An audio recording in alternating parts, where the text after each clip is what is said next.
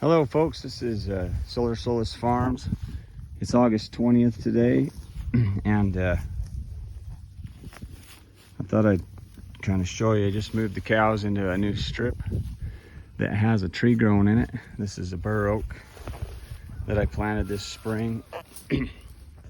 And you can actually see some cows because last night it rained, and right now my fence charger is, every time it rains, my fence charger is plugged into a GFCI, and it tripped the breaker, or it tripped that breaker in that plug, and ended up with some cows got in here. But luckily they didn't tromp it too bad, so I hope they haven't compacted that to the point where it's gonna be detrimental to this tree. But I just wanted to kind of show you here what I've done to try to protect it from them that I just turned in here, because I haven't got these panels up yet. These are horse panel, and there's 3 of them, and they're about 2 feet wide. They wouldn't need to be that wide, but this is the first one I kind of made. I might end up taking these posts out of here and moving this panel so it doesn't get stepped on out there. But part of the reason I had it out there is because I don't think the cows really like to step on that, so it'd kind of keep them from wanting to get close enough to browse that leaves off of the tree.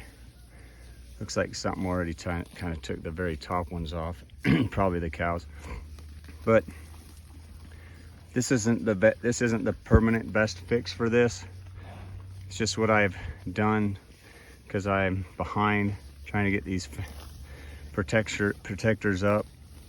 So this is an improvise.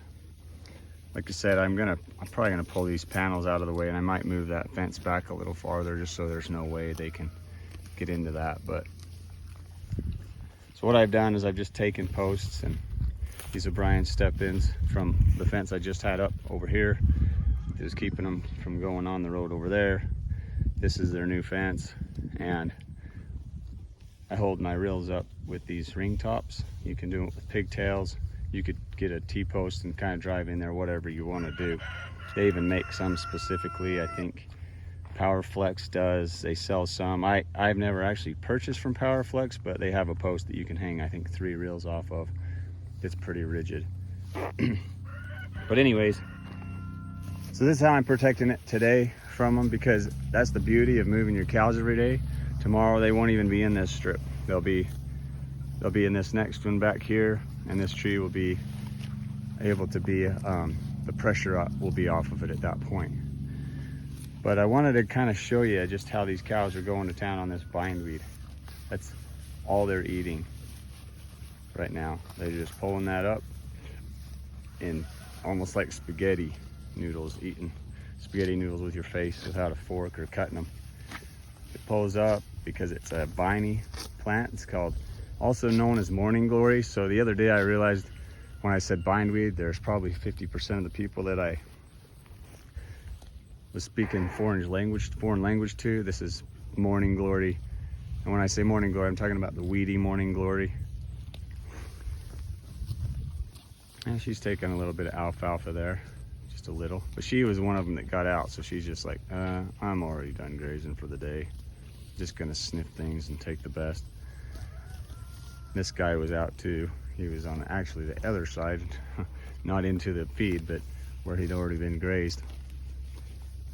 So anyways, I just went and got my fence plugged back in. When I come down here, that reel was on the ground, so it was like popping pretty bad. But I also want to show you another reason to move your water all the time. This is kind of a disaster that happened. My Hudson valve, yeah, I know, everybody can make fun of me here. My Hudson valve somehow it got a little piece of something in it and stuck open and just ran water. And last night, after working on the house, I come down here and was walking out to check it, and there was water standing on the ground around here. And so I want to show you something and talk a little bit about it. I'm not extremely worried about this. Leaving them one more day would have been a disaster. It already looks terrible. But one thing about this far side, and part of the reason why I put my trough here, is because there's a really good thick sod already of quack grass, which quack grass, if anybody knows quack grass, knows that it's basically it's like having rebar underneath the ground. But part of the reason I'm not too worried about it is because it's not tromped out to the point where all you see is the slick top to it. If this was just a sheen that everything looked like this right here, you know, these shiny spots, and there was no grass coming through, but you can still see in their footprints the grass underneath. So they haven't pugged it extremely bad. They've got some of the soil loose and it's come to the top. But this should heal, especially now I've got them off of it. And I don't worry too much, even though they've kind of tromped the furrows out right here. This is, water always will collect here and then it just runs downhill. So this is gonna get water no matter what. And it didn't lower that ground, so it will sit there too much. But I just wanted to show you, you wouldn't want to leave them here the second day at all. It would be a disaster. So anyways, that's a mistake. My trough system right now is less than 100% desirable. I mean, even now this thing should be running water and filling the trough, but I don't know what's happened. I'm gonna have to go check it again. But I took that valve off of there because it was plugged and I needed to unplug it. So I'll have to go see what's going on here.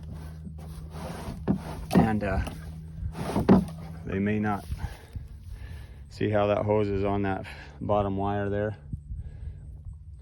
Maybe that's the second to the bottom wire, so that one's actually not charged. But anyways, I'm gonna go check this in a second and get my water working. Also, I've got a solar panel that I just lost a gator clip on, so, or you know, a clip that goes on the battery to charge it from the solar panel side. So I'm gonna have to take and put that on, get a new one.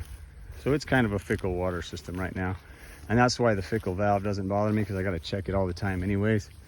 So eventually though, I'm going to be able to come across the canal with a pipe, this big canal, and I'll run this right off well water, I'm hoping. So anyways, that's what's going on today, folks. This little bull right here, that's his mom, Elsie, and he's getting some mid-morning breakfast and kind of brunch here.